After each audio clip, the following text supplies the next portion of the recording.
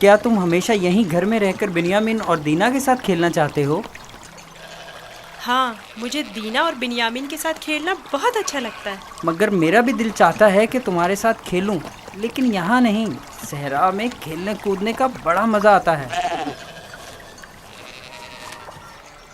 गल्ला क्यों नहीं लेकर जा रहे हो? बाकी भाइयों के मुंतजिर हैं।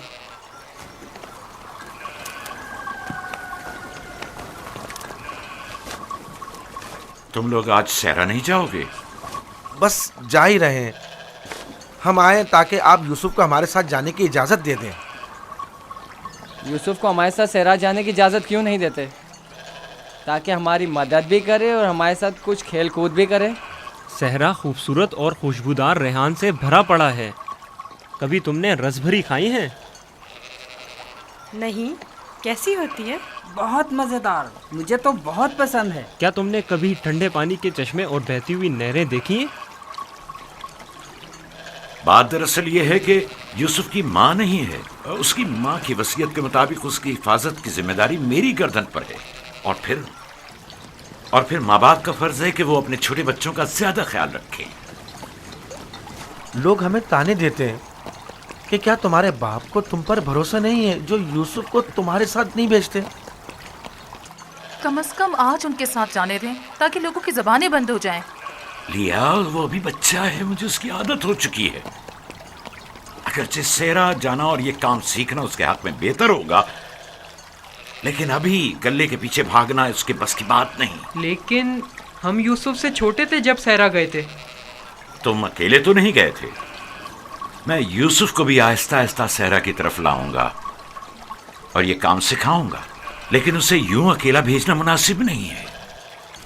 तो बाबा, हम भी तो उसे ये काम सिखा सकते हैं और बड़े भाई की हैसियत से उसे नसीहत और तरबियत भी कर सकते हैं। मैं भी चाहता हूं कि यूसुफ की तरबियत हो और वो तजुर्बेकार और इस काम में माहिर हो, लेकिन वो अभी बच्चा है। तुम्हें मालूम है कि उसे मेरी मोहब्बत और घर रहने की आदत है। अभी तुम लोगों के साथ वहां पहुंचेगा नहीं कि वापस मेरे पास आने की जिद करने लगेगा। हम उसे खेल कूद में इतना मसरूफ रखेंगे कि आपकी और घर की बिल्कुल याद नहीं आएगी।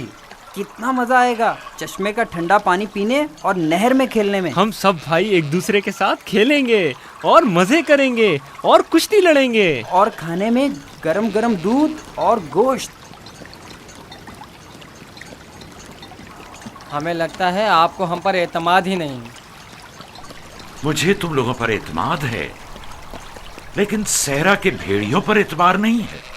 कहीं तुम लोग खेल में मसरूफ हो गए और यूसुफ से गाफिल हो गए तो कहीं भेड़िया उस पर हमलावर ना हो जाए, जैसा कि ख्वाब में चंद भेड़िए एक बच्चे के पीछे पड़े हुए थे। ये तो सब बहाने हैं बाबा।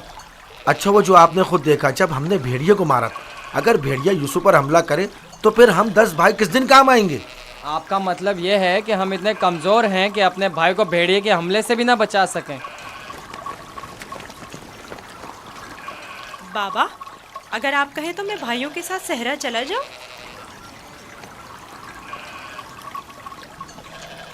बेटा, तुम अभी बहुत छोटे हो, तुम्हें बच्चों के साथ खेलना चाहिए। लेकिन बाबा, अब मैं बड़ा हो गया हूँ। मेरा दिल चाहता है कि अपने बड़े भाइयों के साथ खेलूं।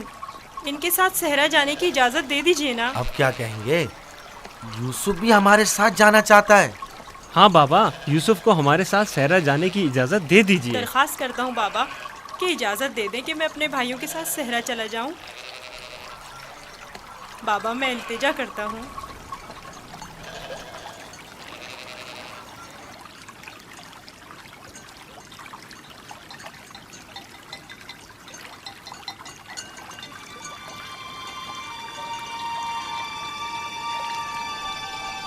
ठीक है, चले जाओ। बाबा जिंदाबाद।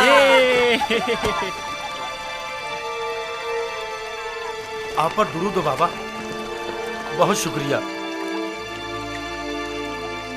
बहुत खूब, चलो यूसुफ चलें। जरा रुको, यूसुफ को तैयार करने दो। इधर आओ बेटा।